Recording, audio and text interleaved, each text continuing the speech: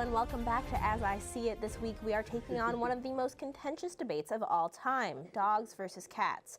To my right we have feline expert Jackie Peterson, and to my left we have Anne-Marie Lillis, chairman of the Purina Dog Show.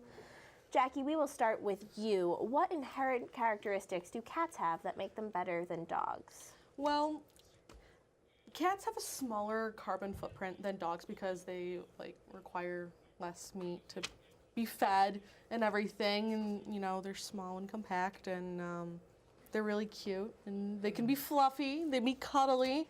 You can just curl them up and pet them, hold them like a football, and everything will be fine. All right, very good, very good. Anne-Marie, what do you have to say to counter that?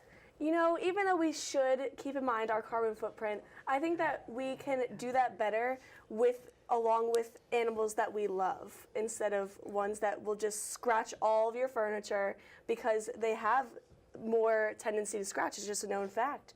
And dogs are way more likely to greet you when you come in. They encourage a healthy lifestyle because you need to take them for walks. They just overall are better companions. Yeah, but you mentioned about cats scratching everything. What about when puppies' teeth? That's only when they're puppies. Cats are going to scratch for life. You could declaw them. They're still not going to be as loyal, though, as a dog when you come in. They're more moody, honestly. True, but it also depends on the owner and how they are with them. Yeah, but even if, say the owner's just as loving with a dog and a cat, the dog's still going to love you more. Okay, both very excellent points. I want to move on to our next question. What about which ones are better with children? So we both know that cats can be a little smaller, they might be a little bit easier to handle, but they are more likely to lash out in terms of biting and scratching, whereas dogs might be a little bit more cuddly, a little bit more protective. Jackie, what do you have to say to that? I definitely do agree with you. I have seen that cats do tend to be more lashing out and aggressive sometimes.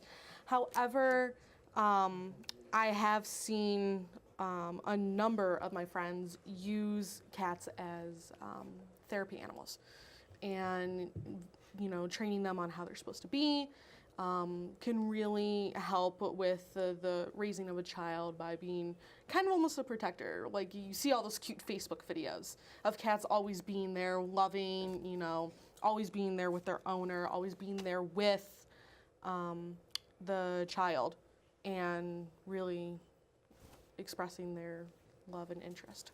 So Anne-Marie, what do you have to say to that about having a dog with your child? It's funny that you mentioned therapy animals too, because a study of 95 people found that dog owners laugh significantly more frequently than cat owners. So I believe that dog owners would be the better therapy animals here, since they cause people to laugh far more. So, and especially raising children, you want a laughing household, So finally, let's look at which ones are more economically sound. So you mentioned cats tend to have a smaller footprint, they need less meat to eat. At the same time, dogs are encouraging that healthy lifestyle. So where do you think a cat or a dog would be more economically sound? Jackie, we'll start with you again. So, actually, according to the ASPCA, owning a cat instead of a dog could save you anywhere between $300 to $800 a year, depending on how much you choose to buy for them. The expensive cat food, the expensive toys, if you want to put a cute little sweater on the cat. But dogs require more toys, more supplies, more services, leashes, collars, classes, etc., and everything. Cats, they don't need that. You can just let them go, and they'll be fine.